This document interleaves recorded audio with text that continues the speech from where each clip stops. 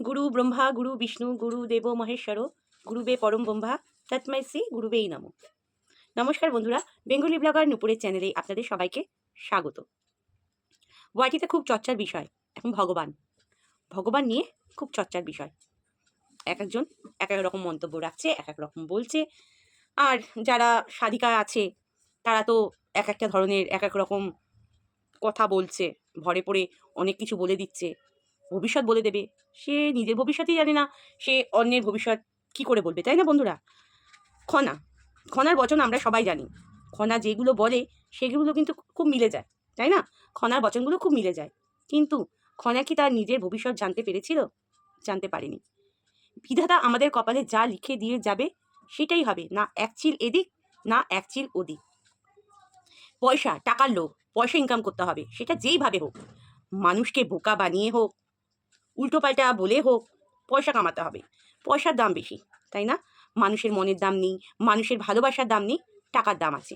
এই তোর জন্য আমি ওইটা করেছি, এই তোর জন্য আমি ওইটা করেছি, তোকে আমি খাইয়েছি, তোকে আমি ওই করেছি সেই করেছি, এগুলো নিয়ে মানুষের মনোভাব। মানুষের মনটাই তো ঠিক নেই। তারা সাধনা ভজনা করবে কি করে? এই যে যারা সাধনা ভজনা করছে তাদের মনটাই তো স্থির নেই। লাইভ খুলে বসলেই এক সাধিকা আর এক সাধিকার বদনাম করছে। কিন্তু মঙ্গলামা দেখুন, উনি যখন লাইভ করে বা লাইভে বসে, ওনার হাসি মুখটি দিয়ে আপনাদের মন ভুলিয়ে রাখে। মানুষ মাত্রই ভুল হয়, ভুল করতেই পারে। আমরা মানুষ, আমরা ভগবান নই। যদি আমার কাউকে বোঝানো হয় আমি তাকে অন্যভাবে বোঝাবো, কিন্তু তাকে ছোট করব না, তাই না? এবার ঘটের কথায় আসি। মঙ্গল ঘট, যে কোনো পুজোতে আমরা ঘট পাতি। এই ঘট ঘট করে উঠেছে, তো মঙ্গলামা তার মন্দিরে ঘট পাতেনি। তো আমি কয়েকটা মঙ্গলা মাকে বলি, ঘট পাততে হয়, ঘট ছাড়া পুজো হয় না। একটা আমরা নিরাকারে পুজো করি, একটা সাকারে পুজো করি। নিরাকার আর সাকারে দুটো মিলিত হয়ে পুজোটা আমরা করি। ঘরটা হচ্ছে আমাদের দেহ। ঘরটা হচ্ছে আমাদের দেহ, একটা ঘোড়ার মতো। যতক্ষণ আমাদের ভেতরে সব পঞ্চ ইন্দ্রিয় থাকবে ততক্ষণ আমরা জীবিত থাকবো। যখন আমাদের শরীর থেকে এই পঞ্চ ইন্দ্রিয় বেরিয়ে যাবে তখন আমাদের শরীর ধ্বংস হয়ে যাবে। তখন আমরা কোথায় চলে যাব? একদম সুখের জীবনে পৌঁছে যাব। সেখানে না দুঃখ থাকবে, না হিংসা থাকবে, কারোর সাথে কখন কারোর লেনা দেনা থাকবে না। আর ডাবটা আমরা কেন দিই? ডাবটা হচ্ছে আমাদের মুখমণ্ডল। দেখবেন ডাবের শীষ, চোখ দুধারে লক্ষ্য করবেন, আমাদের বেদেই বলা হচ্ছে ডাবের মুখটা হচ্ছে আমাদের মুখের মতো দেখতে। এবার তার উপর গামছা দেওয়া হয়, তীরকাঠি দেওয়া হয়। তীরকাঠি হচ্ছে এক একটা বেদের প্রতীক। ঘরটা পাততে হয়, ঘর ছাড়া পুজো হয় না। এটা মঙ্গলমার জন্য বললাম, করে দেখুন না। যে বলছে লোকে উল্টোপাল্টা বলছে, বলতে দিন। আপনি আপনার কাজ করে যান, আপনি আপনার পুজো সুন্দরভাবে গুছিয়ে আপনি আপনার পুজো দিয়ে যান। দেখবেন মা আপনার সাথে আছে, মা আপনাকে আশীর্বাদ করছে, আপনি এগিয়ে যাবেন। হিংসা করতে দিন না, অন্য লোক হিংসা করবে, আপনার জয় হবে। যে হিংসা করে তার মানে যে হিংসা করবে আপনার সাথে, তার তো যা হবার হবে সেই ভগবান দেখে দেবে, আপনার জয় হবে। আপনি করুন, যেগুলো মানুষ আপনার ভুল ধরিয়ে দিচ্ছে সেগুলো আপনি ঠিকঠাক করে করুন। আর কিছু না, আপনি আপনার মতো করে পুজো করতেই পারেন, কিন্তু যেগুলো বিধি বিধান আছে সেগুলো আপনাকে একটু মেনে চললে ভালো হয়, তাই না? ঠিক আছে, আপনাকে এইটুখানি বলার ছিল, আমি এইটুখানি বললাম। এবার আসি, বাবা রে, কি ভরের প্রভাব! ওই ছোট্ট বাচ্চাটাকেও পর্যন্ত ছাড়ছে না, মানে তার বাচ্চাকে পর্যন্ত ছাড়ছে না। দেখো বাচ্চাটা কি সুন্দর ধূপ দিচ্ছে, হ্যাঁ ধূপ দিচ্ছে। বাচ্চার মধ্যেই ভগবান থাকে, বাচ্চার মধ্যেই ভগবান থাকে। মানে আমি শিবশ্যামা মা সাধিকা বলছি, শ্যামা মাকে বলছি, বাচ্চার মধ্যেই ভগবান থাকে। আপনার বাচ্চা ধূপ দিচ্ছে, খুব ভালো, দেখে খুব ভালো লাগলো। আপনার বাচ্চা ভগবানের সামনে ধূপ দিচ্ছে। আপনি কি করছেন? আপনি মঙ্গলামার লাইভে গিয়ে মঙ্গলা মাকে গায়ত্রী মন্ত্র পারে কিনা, এইটা পারে কিনা, সেইটা পারে কিনা আপনি কোশ্চেন করছেন। তা আপনাকেও তো আমি অনেক কোশ্চেন করেছিলাম, সেই কোশ্চেনের উত্তরগুলো আপনি দিতে পারেননি কেন আজ পর্যন্ত? আজ পর্যন্ত দিতে পারেননি কেন? লাইভে বসে, যখন লাইভে বসবেন না, মুখের মধ্যে একটু মধু দিয়ে বসবেন, মধু, মধু দিয়ে বসবেন, বুঝেছেন? মধু খেয়ে বসবেন। সারাক্ষণ আপনার মধ্যে রুক্ষতা, কোনো মিষ্টতাই নেই, মিষ্টতাই নেই আপনার মধ্যে।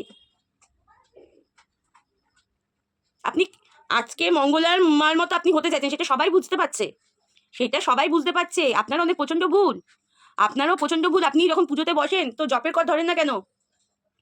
একটা মুদ্রাতে, মা কালীকে তো একটা মুদ্রাতে তো আমরা পুজো করি, সেই মুদ্রাতে আপনি বসেন না কেন?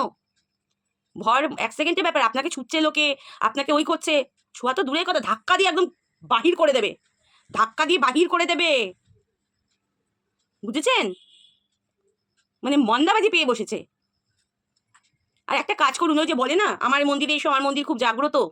আপনারা ওই তেলের বদলে, আপনাদের যে যারা যারা যান, আপনাদের তেল দিয়ে মালিশ করে, তেলের বদলে আপনারা ডিব্বা করে মধু নিয়ে যাবেন, মধুর বোতল নিয়ে যাবেন। আর ওনার মুখের মধ্যে একটু মধু ফেলে দিয়ে আসবেন, তাহলে একটুখানি মধু মধু বাণী একটু বেরাবে, তাই শুনতে খুব ভালো লাগবে।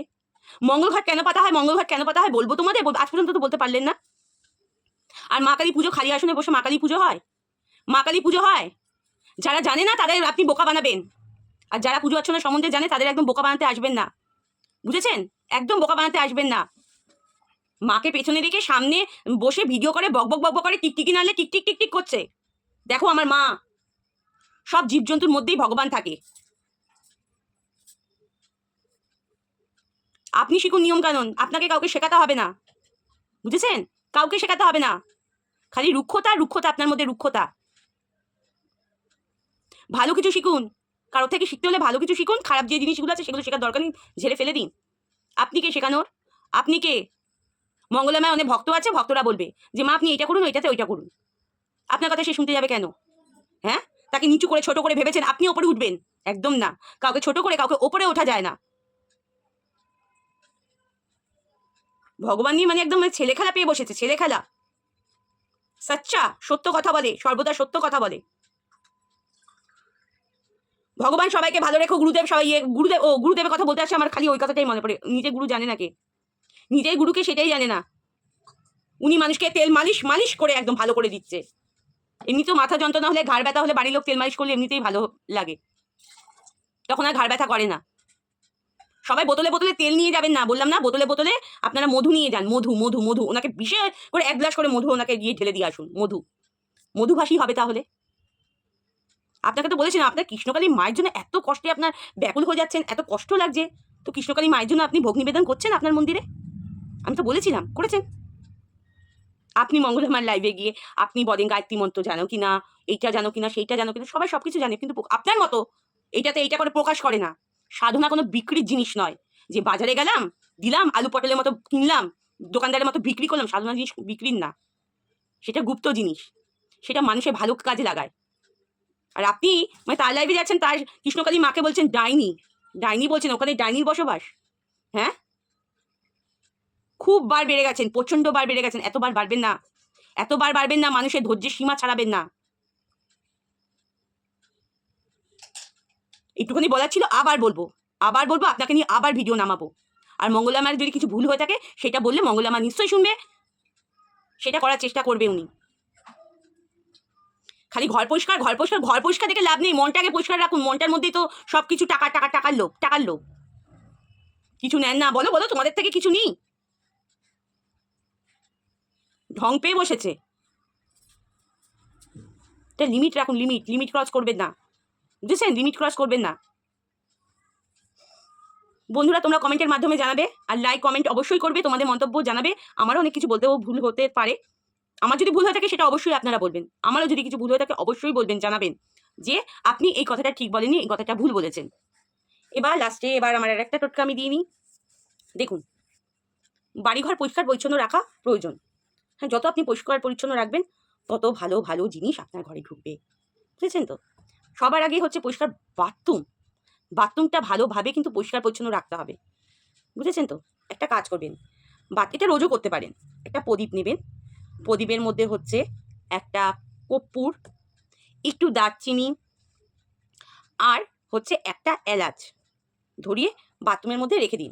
বাথরুমের ওইটা পুড়ে যাবে, পুড়ে যাওয়ার পর তারপর ওইটা ফেলে ফ্ল্যাশ করে দিন। এটা রোজ করতে পারেন, কারণ বাথরুমটা তো অত পবিত্র জায়গা না, অপবিত্র জায়গা।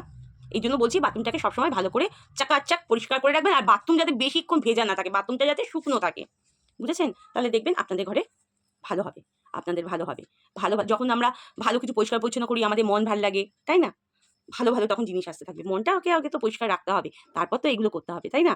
চলুন, যে যেখানে আছেন সবাই ভালো থাকুন, সুস্থ থাকুন, এই কামনাই করি। নমস্কার।